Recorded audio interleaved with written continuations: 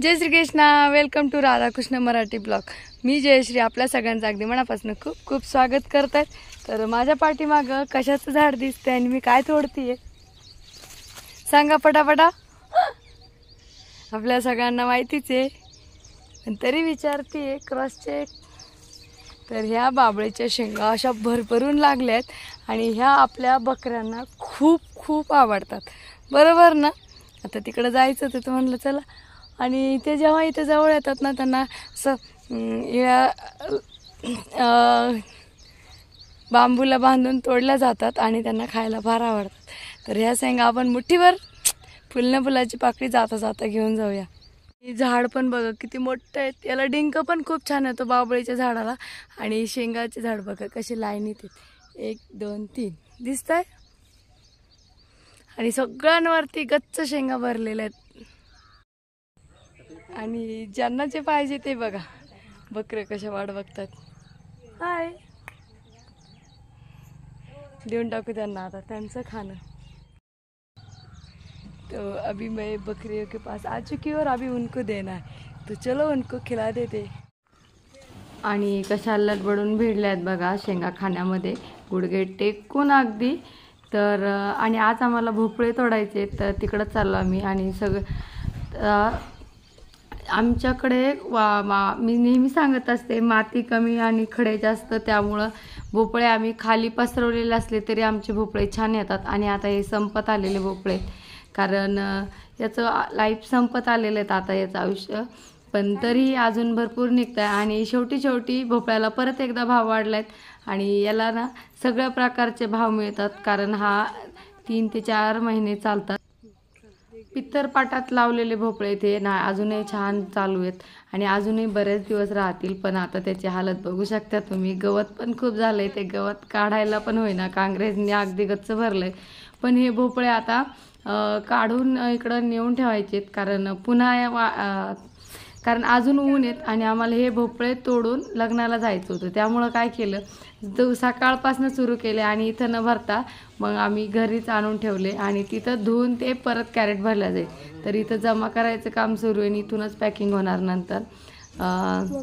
आणि हे असे एकदम आल्लाट ठेवावं लागणार आहेत, कारण याला जर आणून रिचले तर हे सगळे भोपळे खराब होतील. खूप सावधगिरीनं त्यावेळेस ते तुमच्यापर्यंत व्यवस्थित येतात, नाही तर सगळे काळे पडतात. भोपळा हा चांगलाच असतो, पण त्याला जर वरून दुसरा थोडा जरी धक्का मार लागला तर तो भोपळा काळा पडतो, बाकी काही नसतं. मध्ये तो व्यवस्थितच असतो, कारण त्याची स्किन खूप सेन्सिटिव्ह असते भोपळ्याची, तर त्यामुळे हे सगळं होतं.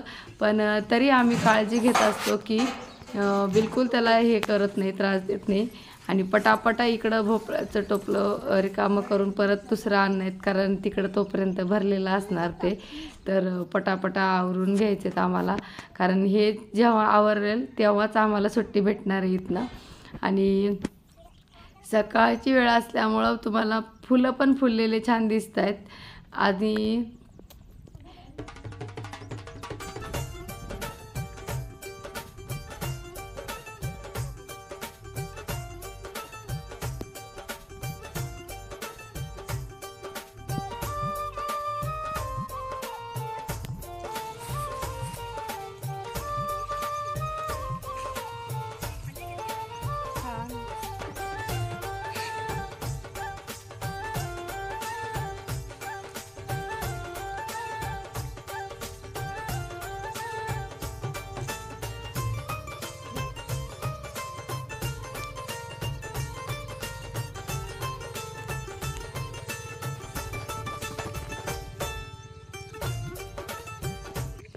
असं करत करत भोपळ्याचं टोपलं गच्च भरायला आलंय. मला वरती दिसत नव्हतं की काय टाकायचं, आणि सर्दी झाल्यामुळं माझा आवाज चांगलाच बसला आहे.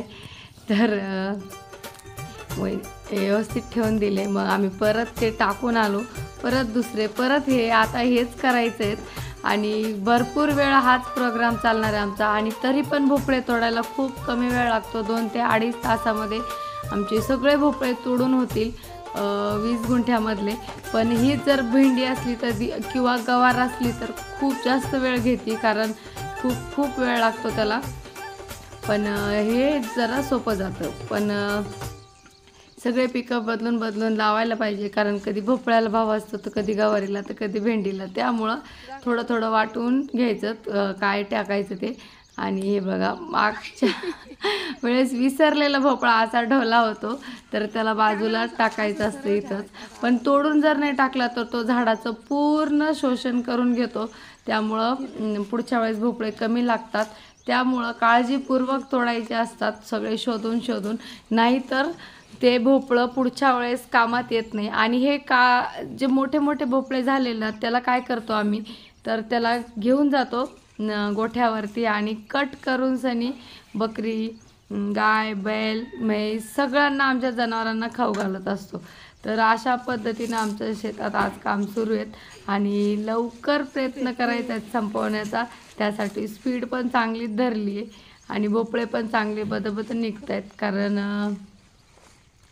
किती असलं तरी भोपळे निघतच असतात. कारण एक वेल आणि ते वेल पसरलेला असतो शेतभर. तर आणि आता पहिले आम्ही अंतर खूप कमी ठेवायचं भोपळ्यात, त्यामुळं पूर्ण एकमेकावर वेल चढायचे आणि फक्त हिरवगार दिसायचं, भोपळे दिसत नव्हते. मग आता पुन्हा अंतर वाढवलं तर त्याचा फायदा असा झाला की भरपूर भोपळे निघत आहेत, कारण वेल पसरलेली असते, त्याला सूर्यप्रकाश मुबलक प्रमाणात मिळतो. त्यामुळं काय होतं की छान भोपळे लागतात आणि असे टोपले भरतात मग. आणि हे जेव्हा फ्रेश होते तेव्हा तर भरपूर निघायचे. आणि याच्यामध्ये भोपळं जेव्हा लावतो ना तेव्हा आंतरपीक आम्ही याच्यामध्ये मेथी, शेपू आणि कोथिंबीर ही पिकं पण काढलेली आहेत, कारण भोपळ्यांची वाढ होस तर ती आंतरपीक निघून जातं. तर आता टोपलं भरलेलं आहे, हे परत नेऊन टाकायचं आहे. आता हे काकूकडं देते आणि मी दुसरं घेते, कारण असंच चालू आहेत. तेवढं तिथपर्यंत जाऊन येईपर्यंत ते निघून जातं. चुंबळ पडली होती, वापस चांगली दिली, कारण जड असतं ते टोचतं. मग आता आणि इथं पण फिरायचं, परत ते बघा पलीकडे दिसते ना घर, तिथपर्यंत घेऊन जायचे. काही त्यांनी असं करत करत आम्ही आटपत आणलेलं आहे. आणि अमृत आमच्या मागं नुसती फिरतीये, कारण तिचं म्हणणं होतं की इथून जर गेले आपण तर आपण पटापटा आवरा, म्हणजे आपल्याला लग्नाला जायचंय. तर ठीक आहे, आता आमचे अजून कमीत कमी 5-6 टोपले निघतील फक्त, मग आवरत आलेत. कारण इकडचं जे आलं ते तोडलेले आहेत पूर्ण. आणि ऊन पण छान. तर बघितलं आमच्या शेतात असं भोपळे तोडायचं काम सुरू आहेत. ते गाणं कोणतं होतं वहिनी लहानपणी, मी छोटीशी भाजीवाली छान छान, जायचं का भोपळे विकायला घेऊन? हो, हे छोटी लहानपणी शाळेत असताना कोणाला आठवतं, मी छोटीशी भाजीवाली छान छान, या काका घेता का मका, मी छोटीशी भाजीवाली छान, या पवार घेता का गवार. पण आज गवार नाही आमच्याकडं ना, आम्ही पवार आहे फक्त, पण आमच्याकडं फक्त भोपळे आहेत. बरोबर ना वहिनी? आणि हे काकडे आणि वाकडे बरं का. आणि आता सकाळचे 8:30 वाजलेले आणि 8:30 वाजता एकदम छान ऊन येत आणि हे ऊन भारी वाटतं. पण हेच ऊन ज्या वेळेस 1-1:30 वाजतो तेव्हा नकोसं होतं. आणि आता इथं आणून हे उतरायला मला मदत केली यांनी. आणि आता पटापटा काढून ठेवायचे, असं नाही की गव्हासारखं जा आणि टोपलं रिचून या, बरोबर की नाही. आणि जसं जसं वेळ होत चालला तसं तसं आमचा भोपळ्याचा ढिगारा वाढत चालला आहे इकडं, तुम्ही बघू शकता. आणि भोपळे कसे एकदम कोवळे लुसलुसीत आहेत. आणि हेच भोपळे जेव्हा वरती जर तुम्ही फांद्या लावल्या, म्हणजे त्यांना जर आधार दिला, तर त्यावेळेस काय होतं, त्याला तुम्ही प्लास्टिकचं, आणि मी हे खाली करूच तर काकूंनी दुसरं पण आणलं, नंतर ते पण खाली करून घेऊया पटापटा. असं करत करत आम्ही एकमेकांची मदतीनं आज भोपळे तोडून आता याला धुवून कॅरेट भरायचे. आणि 1 कॅरेट 20 किलोचं असतं. आणि आता कॅरेट चालले 300 रुपयेला 1 कॅरेट, एवढा काही भाव नाही, पण नसल्यापेक्षा आहे आमच्याकडे. ढिगार आहेत. आणि हे भोपळे आता परत धुवून काढावं लागतील. धुवून काढल्यानंतर कॅरेटमध्ये भरावं लागतील. कॅरेटमध्ये भरल्यावर गाडी येते. पण बरं झालं इथंच गाडी येते, लगेच टाकून दिले की चालले मार्केट.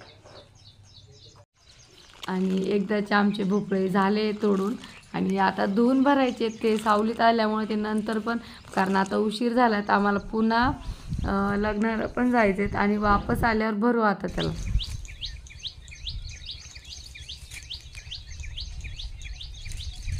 काय ऐकू येते?